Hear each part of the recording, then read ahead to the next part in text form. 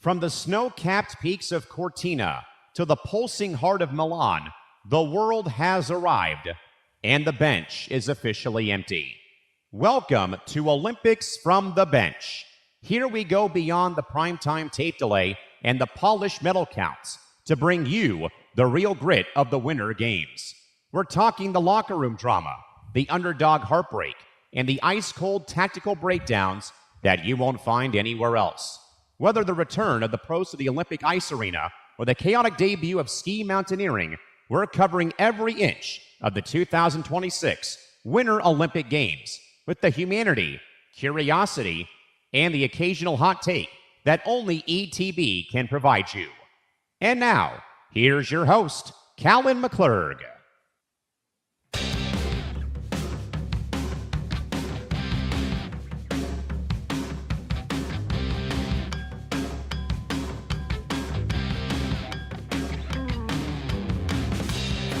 Day one officially in the books for the 2026 Milan-Cortina Olympics. Welcome in, everybody, once again to Olympics from the Bench right here on ETB. As always, Callan McClurg joining you here from the home studio in San Diego, California, as we now sit on the precipice of day two and the first weekend of action across the Milan-Cortina Olympic Games over in Italy. As always, folks, we are back once again for night number two, day number one officially in the books of the Winter Olympic Games. We just watched 61,000 people at the San Siro Stadium scream for Team USA, while Mariah Carey hit notes that probably could have shattered the ice in Bormio. But beyond the glitter and the dual cauldrons, we've got two hockey teams now stuck in quarantine because of norovirus. A USA 17-year-old snowboarder in a final and a figure skating team lead that's currently keeping the U.S. at the top of the mountain as we get through day number one. With that, though, folks, as a quick reminder, you can follow the network, as always, on social media, on Twitter, IG, and TikTok, all that ETB Network. And, of course, follow us, too, and subscribe to us over at youtube.com/ETB Network. And we're here for the next 30 minutes to recap what was day one, look back at opening ceremonies and some other early events that have, in fact, gone final, and we preview as well, give you a preview of day number three. Or day two, I should say, officially day two on Saturday. Let's, though, folks, open up, though, about the opening ceremonies today on this Friday. A unprecedented four-site dual cauldron ceremony. The main hub, though, was the San Siro Stadium, but the satellite celebrations happened both, too, in three other cities, including in Cortina Livigno and also in Predazzo as well. The two cauldrons were lit, one in Milan's Arco della Pace and also one on top of the Dolomites Mountains to honor the split nature of both these games, with once more it being a Milan-Cortina hosted event. Of course, Team USA, 232 athletes leading Team USA, led out today by their flag bearer, speed skating favorite Aaron Jackson, and bobsledder Sergeant Frank Del Duca, leading the largest contingent of athletes for Team USA. But also because of the travel distance, athletes from the first five nations, including Greece, did not show up to the stadium in Milan, and they marched through the mountains while silver-clad volunteers carried their signs into San Siro Stadium. Obviously, folks, the Olympic opening ceremony is all about pageantry, culture, and about where, in fact, the games are at. Now, I know now Nick Morganson and I were talking before he came on the air today. Nick said he kind of got partially through the ceremonies today, either in prime time or live this morning, or earlier on Friday, and I would love to hear if anyone out there watched as well. And I know that a lot of times, though, at the opening ceremony gets pretty critiqued heavily, and I know that kind of happened last Olympics in Paris, when it was more about the French history of the wars, and about Lady Antoinette and how she carried herself. Though that came under massive fire. This year, I thought, though, it was a little bit too long for my liking a little bit. But again, this is basically, as much as people want to criticize what's going to happen on Sunday in Santa Clara at halftime of that game in Santa Clara, the opening and closing ceremonies, folks, for the Olympics, it's a massive scale, but also in a way, it's supposed to portray or give homage to the host nation's culture. We saw that a lot, though, with how the Italians did it, though, at the stadium. Even again, I thought it was cool, though, splitting up the delegations going either in the mountaintops up in Cortina or through the villages of the other two cities or going into San Siro Stadium, which I thought was very, very, different and cool, though. Obviously, Mariah Carey had performed. Andrea Bocelli, phenomenal performance, though. Very, I think, though, folks, a bit surprising in a way. The applause, the applause, though, I think a lot of people probably were wondering how will Team USA, in a way, be viewed in the eyes of the rest of the globe because of what has gone on here at home stateside. But again, thunderous cheers for Team USA. Little surprised, though, about the spattering of booing towards the Israeli national team. Obviously, we know about what's gone on with that issue. And also I thought, though, very, very awesome to see the Ukrainian team standing ovation, thunderous applause for what they have gone through with their delegation as well. But I did think, though, a little bit extra, maybe a little too long, perhaps, though, with how the ceremonies went, though, but still always, I think, though, epic. Very much captivating, kind of tugs at your heartstrings when you see the torch get lit, though. And I get to, in a way, if you're, if you weren't alive, though, in like, say, 84 in Los Angeles or even 02 in Salt Lake City, to see that, though, on TV was cool. And again, good luck to all the athletes who are, in fact, competing. Again, I thought, though, it was still great, though, just a little bit. The runtime, though, just so long, though. Again, you got Terry Gannon, Shaun White, and Mary Carrillo trying to fill all that dead time in some way, though. Snoop Dogg made his appearance, though, as well with Team USA in the Village. We also heard from, I believe, from Tina Dixon, who was also around there, also getting some reaction from Team USA. Our silver medal story, though, folks, takes us to figure skating. The team event took place today with Team USA taking the early lead over both Japan and Italy, thanks part to Madison Chalk and Evan Bates. 91.06 in rhythm dance earlier on Friday, a world best, while fellow American 20-year-old competitor Elisa Liu took home second place in the opening round behind, of course, Japan's Karori Sakamoto, who is right now in first place, while Ellie Kim and Danny O'Shea came in fifth. Enough, though, to keep the USA's cushion intact, though. This, I think, though, is probably the one event that you probably will watch closely because I think, though, winter sports, I think, for the American side, though, is basically kind of up in the air because we're so good, we being, Team USA. But I really think, though, that we probably, in a way, look, though, at figure skating as being like maybe the marquee Team USA event. And I think that with where we've kind of gone right now, past Nathan Chen, kind of past some of the old guard in a way, that we're kind of looking for that next big USA star, men's, women's, pairs, dance, you name it. So I think, though, that Chalk and Bates, I think they had a great performance, though, what I was able to watch. Again, jumping around from all the other events today. I did love, though, Elisa Liu's performance today, but her and Sakamoto are going to probably be going 1 and 2 all the way to the very end, though, of that program in the shorts. And then in the pairs, though, Ellie Kim and Danny O'Shea, fifth place, big deal. But still, though, the point totals, though, going towards Team USA to keep them afloat. 2-point lead right now over Japan, 3-point lead over Italy. We'll actually talk more about figure skating coming up in our From the Chalkboard segment, where we talk about a bit deeper in depth regarding the events of this year's Winter Olympics. Bronze medal story is over in doubles curling and the Snoop factor, with Snoop Dogg sitting alongside Corey Dropkin's mom during the Canadian win today. Great Britain, by the way, of their duo pair is the currently other unbeaten team at 5-0.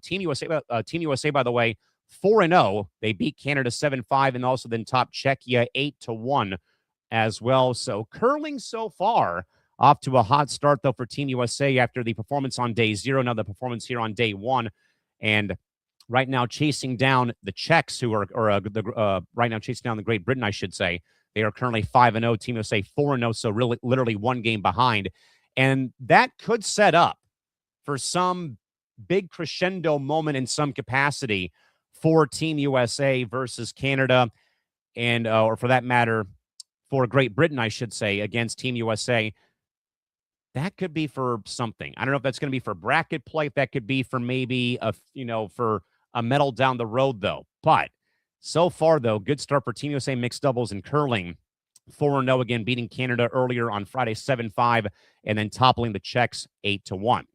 With that, though, speaking of figure skating, again, we're going to go back, folks, to the chalkboard here. We're trying our best to kind of further give more insight. I wouldn't say even educate, but more so talk in depth about the games, how they work, some of the events. And today we're going to be talking about the figure skating team chess match and the absolute vibe of the whole thing. So let's kind of, in a way, use today as an example. So we saw that Madison Chalk and Evan Bates got 91 and we all think game over. But in the figure skating team event, that's 91, or that 91 is simply a ticket to 10 points. If the Japanese team, by the way, scores 85, they still get 9 points. So in the format, a blowout win doesn't help you more than a narrow one.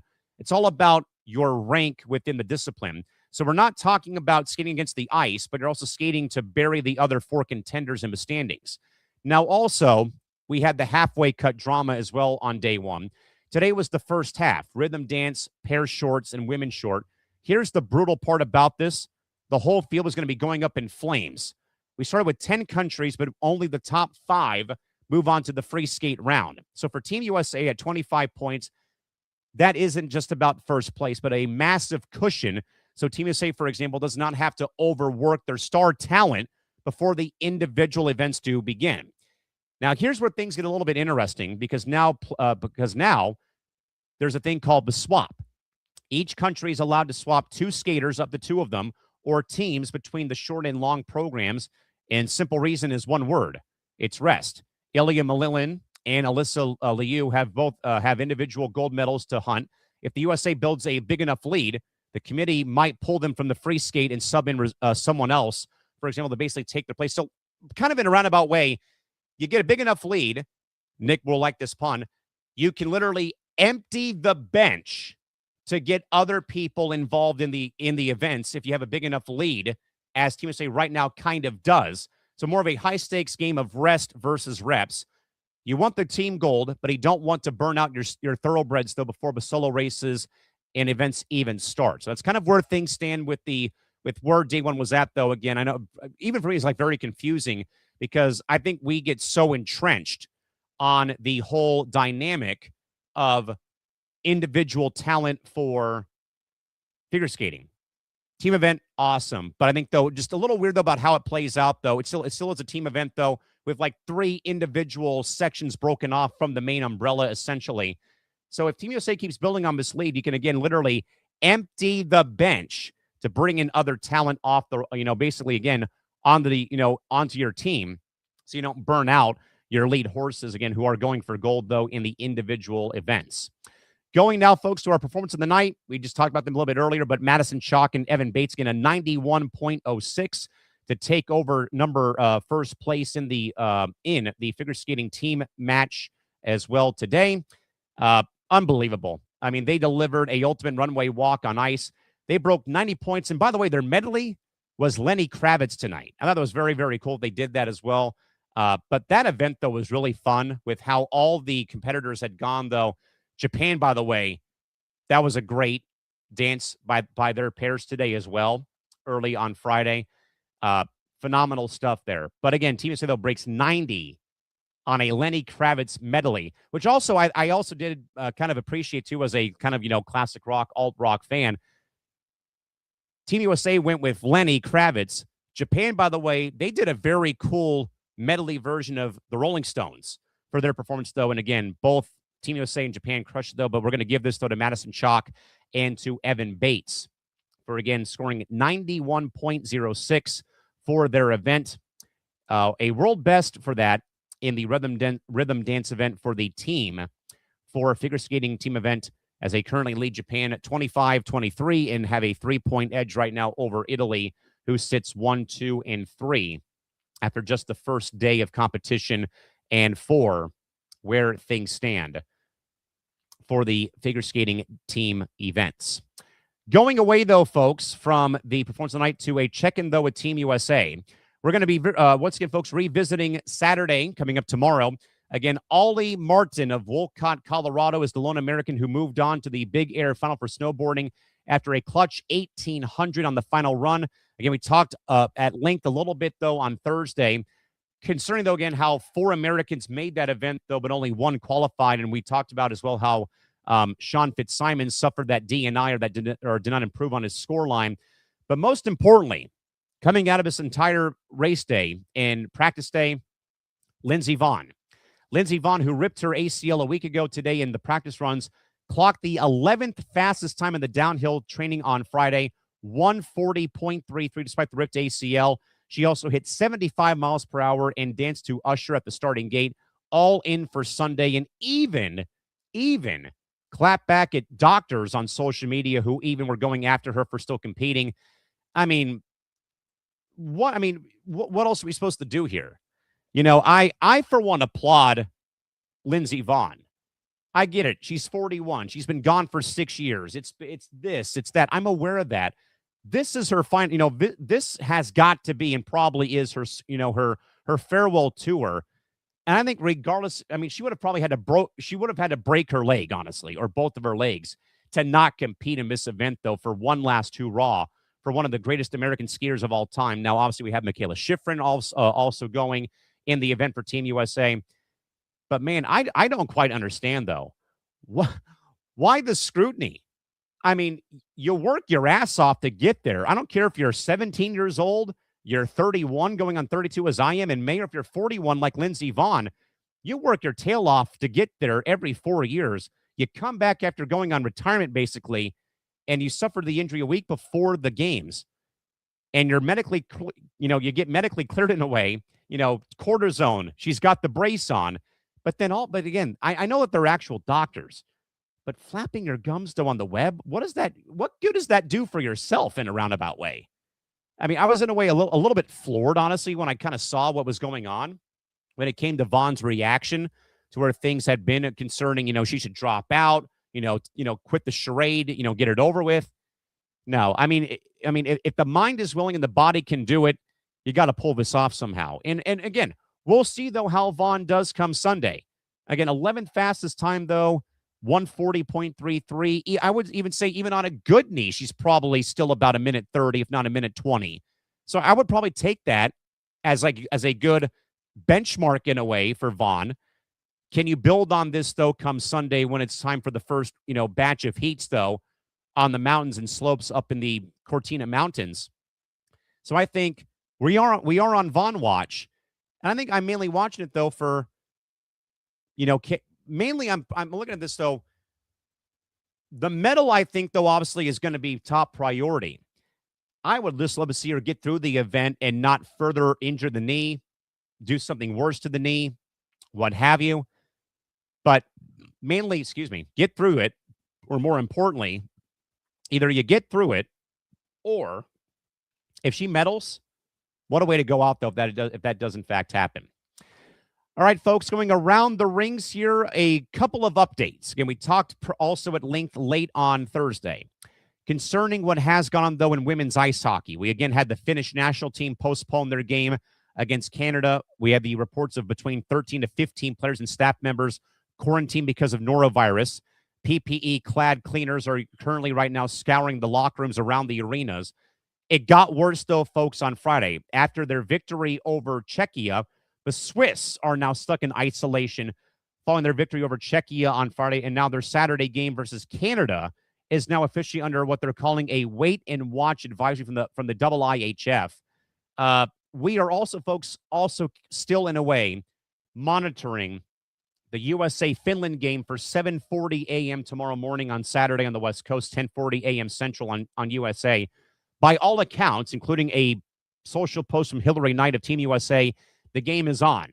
So that would mean to me that Finland has reached the threshold of healthy players to fulfill the roster requirements for the game. But now we got this other domino falling with the Swiss national team. They played the game, and from what I had heard from Tessa Bonaho and also Julia Tachiri from the Jocks and Jills Women's Hockey Podcast, the test came back after the game was over, and they did not make it to the opening ceremony at San Siro in the mountain passes. So 2 days, officially 1 full day of competition, but now 2 days, including day 0 and day 1, and already 2 massive headlines out of women's hockey. And we are really hoping and praying for those athletes, though, who are battling that illness right now at this rate. And finally, folks, for the total atmosphere, again, we kind of said this a little bit, though, earlier at the top of the show, though, from opening ceremonies. Again, a mixture of raucous cheers for the Ukraines, raucous cheers for Team USA. But again, as we also heard, though, the smattering of boos for the Israeli national team, and also the spattering of boos for USA VP J.D. Vance and his wife during the opening ceremony. And I even told Nick Morgeson beforehand that, again, as you probably folks may have heard on Press Row last Thursday, that Nick and I were talking at length, though, about the very much idiotic questioning of from a freelance writer from Canada covering the tournament for the Australian Open last week or 2 weeks ago, and the questioning of the American tennis players from Taylor Fritz and Ben Shelton to Amanda Anisimova to anyone out there for Team USA or playing for Team USA in the Aussie Open was met with, your thoughts as an athlete about what's going on back home. Same stuff has already happened per reports gathered from The Athletic and the New York Times, that now the alpine ski team and other American athletes have been asked the same thing. There's been a mixed bag of questions and answers, though. So Nick and I will talk more about that, though, on Thursday or on Wednesday next week back here on Press Row. So already kind of starting with that sort of nonsense. Again, not really surprised, though, about the cheers, though. Again, I was and I will admit it again, I was kind of wondering, though, largely in a way because what we had talked about on Press Row a couple of weeks ago about the view of the American athlete from the world's eyes in a way. And I was wondering a bit, would there be some kind of boos towards Team USA? Would there be some cheers, or would it be largely cheers, largely boos? What would it be? Overwhelming cheers from San Siro and in the mountains up in Cortina. Not at all surprised, again, by the cheers for the Ukraine. Maybe a little bit surprised, though, right now of the booing for the Israeli national team. Obviously, that's a whole different story regarding where that issue has gone right now. And, I mean, the booing of J.D. Vance, I don't care. I think it's very classless to do that. I don't care what side that you're leaning towards. I mean, I get it. I fully understand it. Just, whatever. I mean, it kind of is what it is right now. I'm not surprised. But I thought, though, overall, though, very good, though, for the Ukrainian cheers, the USA athlete cheers, of course, again, to kind of take the boost for Israel and for VP Vance with a grain of salt. There was kind of, again, one burning question I wanted to kind of get to again, which was, Cal, can Lindsey Vonn actually is Vonn actually going to medal on one leg? It is, though, a tall order, as I kind of said already earlier on in the block here. But I think, though, when you see the reaction after the training run with the ruptured ACL, that, again, is already a win for the narrative about Vonn's career. Again, 41 years old, and it goes taunting the platform, and I love every second of it. And I do. Again, love it for the fact, though, again, that she's out there proving people wrong. Yes, I got hurt a week ago. I should not be competing, yes, but I'm going to do whatever the hell it takes to get that damn knee of mine, put it in a brace, wrap it up, cortisone injections, ibuprofen, I don't care. This is my last hurrah to go and compete in these events, in my event, and I'm going to do it. Shut up, basically. I love the attitude. If the mind's willing, as I said, and the body can hold up long enough to get through it, 41 years old, 11 years old, 41 or 71, freaking go for it. I want to see Lindsey Vonn do well and hope that she will hold up as time goes on. We will see her compete on Sunday at this rate from the Cortina Mountain Passes for Team USA. With that in mind, folks, for a wrap-up shop for the evening here for our first full day, or the first full day of coverage, but also more importantly, for our second full day of coverage here on ETB, the major events to watch tomorrow from the bench on Saturday. It's the first day of medal rounds across the sports world over in the Olympic Games over in Milan-Cortina. The four events that we're going to keep an eye on here for our program gets started bright and early at 7:40 a.m. local time here on the West Coast, 10:40 Eastern. Team USA Women's Hockey faces Finland, fresh off of quarantine from the norovirus, at 7:40 a.m. on USA. That'll feature Kenny Albert and AJ Malesko. At 10:30 a.m. Pacific time, the men's big air snowboarding final. All eyes on Colorado's own Ollie Martin going for gold in the big air event tomorrow at 10:30 a.m. Pacific time. At 11 a.m., we get started with speed skating, the women's 3,000 meter on Erin Jackson and Team USA, Brittany Bowie as well. And also overnight tomorrow on Saturday at 12:55 a.m., the men's figure skating short program will get underway in about 2 hours. That will take place just in a couple of hours here on the West Coast with the men's figure skating short program. All eyes, by the way, Jordan Stolz is the guy to watch for Team USA coming up here in just a couple of hours over in Milan. With that, folks, a quick heads up. We will probably, we are not going to be able to be on, hopefully, we're trying to be on tomorrow sometime, probably late in the evening again, due to the fact I'll be at work, and then I'll also be coming home from a sporting event tomorrow evening with a couple of friends as well. So we are going to be aiming, hopefully, to come at you here right around the 11 o'clock Pacific time, maybe midnight time slot here on the West Coast, as we will lead you into day 3, officially day 2 of full competition. Kind of in a way, give you a bit of a briefer rundown of a recap of day number 1, officially now in the day number 2. But to reiterate once more for the events tomorrow that will be taking place coming up in about 2 hours time, again at 12:55 a.m. overnight. Men's figure skating short program. Look out for Jordan Stolz of Team USA. At 7:40 a.m. Pacific, USA women's hockey versus Finland. 10:30 a.m. Men's big air snowboarding finals. Again, Ollie Martin is our guy to watch for Team USA. And then 11 a.m. will be the women's 3,000 meter speed skating with eyes on Brittany Bowie and also on Erin Jackson for Team USA in those events for speed skating. Should be a fun day of action. We also, again, appreciate all of you for joining us once again for our 30-minute debrief of Olympics from the bench here on ETB. Over 110 people at near midnight here on the West Coast. Thank you all for joining us here. We would also, folks, like to remind you as well, again, that you can join us as well on Saturday and Sunday for a full slate of Super Bowl 60 coverage that will all begin tomorrow. And we'll continue on Saturday and through the course of Sunday and also after the game does conclude.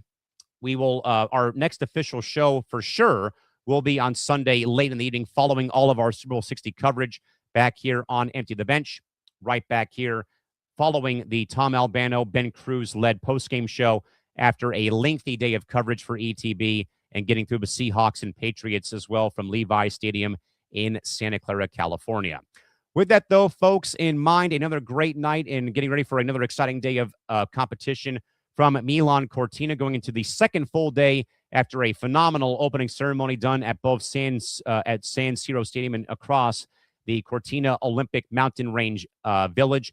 To recap once more again today, Team USA walks in with 232 athletes of their delegation, led by speed skater Erin Jackson and bobsledder Sergeant Frank Del Duca as well. Team USA leading currently in the figure skating team event 25-23-22, thanks part to Madison Schock and Evan Bates's 91.06 in the rhythm dance, and Alyssa Liu in second place right now behind Japan's Kaori Sakamoto in first place, with Ellie Cam and Danny O'Shea in fifth place to keep the USA's cushion intact over Japan and Italy. Team USA mixed doubles is now 4-0. They beat Canada 7-5 and beat Czechia 8-1. Great Britain is currently still unbeaten at 5-0 at this stage of the mixed curlings tournament. Again, shout out again to Madison Schock and Evan Bates for the performance of the night. Ollie Martin is our guy to watch tomorrow. And again, Lindsey Vonn, 41 years old, going to go for it on Sunday despite the ripped ACL. But again, the 11th fastest time in downhill today at 1:40 and 30.33 and hitting 75 miles per hour. Once again, Team USA versus Finland for women's hockey will be tomorrow. As per reports, Finland is healthy enough to play after the norovirus outbreak, but the Swiss have now been hit by that following their game with Czechia on Friday as well. But again, once more, your viewing guide for tomorrow, 7:40 a.m. Pacific time, USA, Finland, and women's hockey. 10:30 a.m. men's big air snowboarding finals, all eyes on Ollie Martin. 11 a.m. Pacific time, speed skating with the women's 3,000 meter program.